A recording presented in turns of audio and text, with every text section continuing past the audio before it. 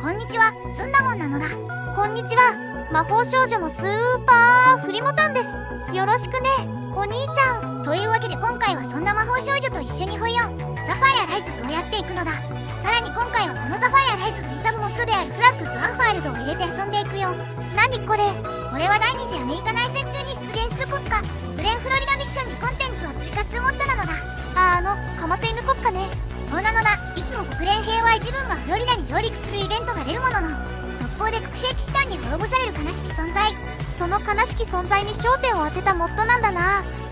というわけで早速アメリカでプレイ開始。なんだ、アメリカでスタートなのか？第二次アメリカ内戦開始まではアメリカなのだ。なるほど。アメリカ合衆国。冷戦終結後、アメリカは地球上で最も強力な国になると信じていた。しかし多くの課題に直面することになり、そのほとんどに対して準備ができていなかった。古い敵や新しい敵の復活であれ、国内の不安であれ、アメリカは望んでいた平和な世紀を経験することはなく、代わりに時間とともにアメリカに対して徐々に敵対的になっていく新しい世界に直面していた。ますます分極化する国民と武漢での新しいウイルスの噂が相まって、アメリカは本当に団結しなければならない。ジェラルド・スタンリー・リーが言ったように。というわけでまずはアメリカの詳細から。アメリカの詳細は以前一度やったことがあるから今回は飛ばしちゃうよ。わからない人は前の動画見よなのだ。滅びゆく国家の詳細なんて知らねえよってことは先に進んでね。それじゃあ準備も終わったし時間を進めていくのだ。早速何かイベント文が来た。これは過去100年のアメリカの歴史について書かれたイベント文なのだ。多様な資源と人々を抱え、広大な国土を有し、世界有数の民主主義国家として歩んできたアメリカ合衆国は、内部ではジンギスカン問題の火種がくすぶり続けているとのこと。さらにはアメリカ大統領選挙が近づくと国内の政治的対立が高まり、中には政治的意見の相違から武装する人もいるらしいのだ。武装だなんて物騒な。黙れ。さて、ここで最初の国家方針、一般教書演説が完了。ここで次の大統領選挙でトランプ率いる共和党かバイデンの民主党、どっちを支持するかを決められるのだ。どっちにします？今回もバイデンの民主党にするのだ。早速民主党陣営はメディアを動員して次期大統領選の準備を実行。ホワイトハウスのあの野郎の再選を阻止するぞ。その裏では新型コロナウイルスと呼ばれる呼吸器感染症の感染拡大が報道されたのだ。アメリカでも新型コロナウイルスの感染者が確認されましたね。直ちにまん延防止のためのマスクを配っていくのだ。今度はサウジアラビアの政治不安が石油危機の形としてアメリカ経済に直撃してるんですけど、なぜこうなる？すでに株価は急落し、サウジアラビアの油田は操業を停止しているぞ。とりあえず石油危機もそうだけど、まずは新型コロナウイルス対策からしていかないとなのだ。新型コロナウイルス対策の裏ではどんどん景気後退が進行。さらに失業率が 20% を突破しちゃって、これから一体どうなっちゃうんだ？何回言い方がやけに他人事だな。だって私魔法少女だし、一般人がどうなろうと大して興味ないというか影響ないんだよな。お前冷たいやつだな。そして経済低迷はやがてアメリカ国内の政治不安につながったよ。国内各地で急進派が増長。すでに一部では暴動騒ぎも起こっているのだ。そんな中、ついに大統領選挙の時期が到来したぞ。もちろん僕らは譲渡行くのだ。あの暴君を政権の座から引きずり下ろす時が来た。それと同時期にはサウジアラビアで内戦が勃発。内戦開始前から色々きな臭かったし、別に今更どうでもいいかな。中東の戦争よりも話題はアメリカの大統領選。大統領選挙は毎度のことながら集計に遅れが出ているのだ。それと面白いことに SNS 上では投票所が閉じた後にトラックが投票用紙を投票所に運び込む様子が目撃されてますな。勝てばよかろうなのだ。そして同じ頃、各種 SNS 上ではトランプのアカウントが続々凍結。またメディアはバイデンの勝利を宣言していってるのだ。共和党も崩壊して実に気分がいい。その勢いのまま決着はバイデンの正式な勝利のうちに終了。暴君からアメリカは解放されるね。一方のトランプ陣営はこの敗北を認めず、ワシントン DC から抜け出してどこかへ向かったようなのだ。くだらん負け惜しみを。こうして2021年1月にはジョー・バイデンの就任式が行われたのだ。時を同じくしてデンバーでも敗北者トランプによる就任式が行われている模様。ここから先、もし避けられない事象が起こった際にどの派閥を支援するかを決めれるようなのだ。もちろんより良い世界のために一番下の選択肢を選ぶぞ。その裏ではとうとうウォール街の死と呼ばれるイベントが到来。激しい政治対立、急増する暴力、コロナウイルスと石油危機は産業を破壊し医療制度を圧倒。面白くなってきましたよ。さらに同時期には陸軍が通信を遮断。すでに敵が側は動き出しているとのことなのだ。武器を持て、戦いに備えよう。アメリカ合衆国における国連ミッションの設立。国連安全保障理事会は南フロリダに平和維持ミッションを設置する緊急決議を承認した。連邦政府の権威が崩壊し、武装勢力が全土へ拡散する中、国連はこの状況を国際の平和と安全に対する脅威であると宣言した。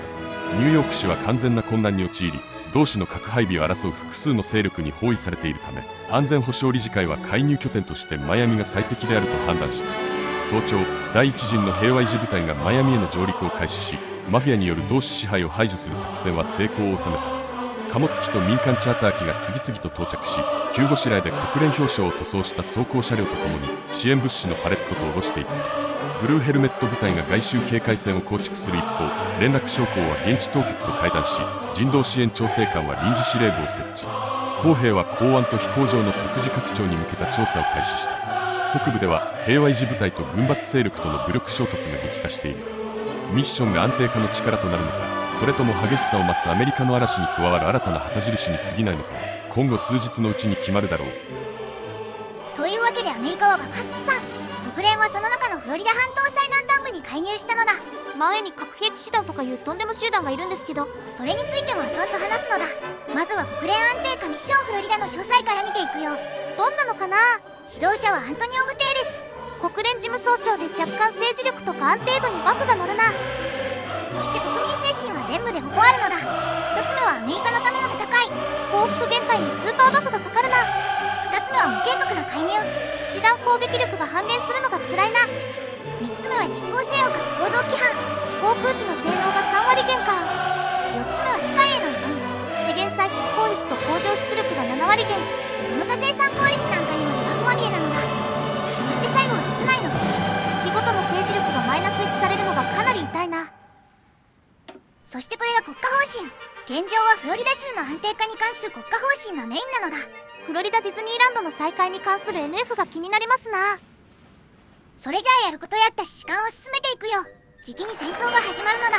そんな中、第二次アメリカ内戦に関する国連委員会が開催。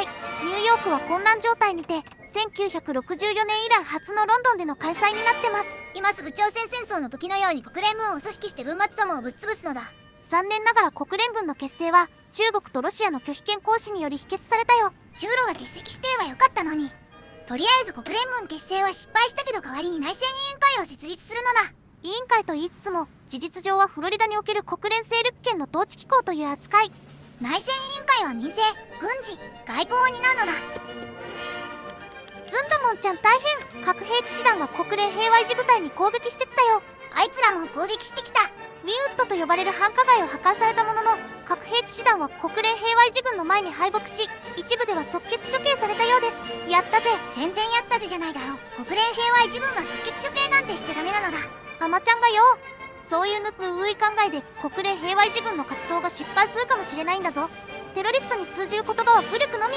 国連安保理が官僚的な争いにお熱な今、我々はこれ以上テロリストの生存に猶予を与えてはいけない。内戦委員会が独自に武器の生産ラインを構築するのか。わわ、ついに内戦が始まった。議会が外交を拒否。デンバーとワシントン DC の2つの政府は数週間の交渉失敗後、アメリカを揺るがす危機の平和的解決に向けた外交交渉を拒否した。トランプとバイデンがそれぞれ国の正当な指導者だと宣言する中、イリノイとインディアナ宗教に沿った一時的な停戦ラインで民兵組織間の散発的な戦闘が勃発した。トランプ派兵士がシカゴの高層ビルを攻撃し、炎が立ち上る様子が見られる一方、バイデン派兵士はイリノイ州ダンビルの町に進軍している。デンバーでは無印の黒いバンが反戦活動家を路上から連れ去っているという報告がある。一方、ルイビルの郊外でのトランプ支持デモは連邦軍によって強制的に解散させられた。アメリカ中の家庭で家族たちはアメリカ社会の根幹が引き裂かれていく様子を恐怖とともに見守っている。兄弟が兄弟に対して銃を取る中、第二次アメリカ内戦が本当に始まったことは否定できない。もう一度兄弟対決を。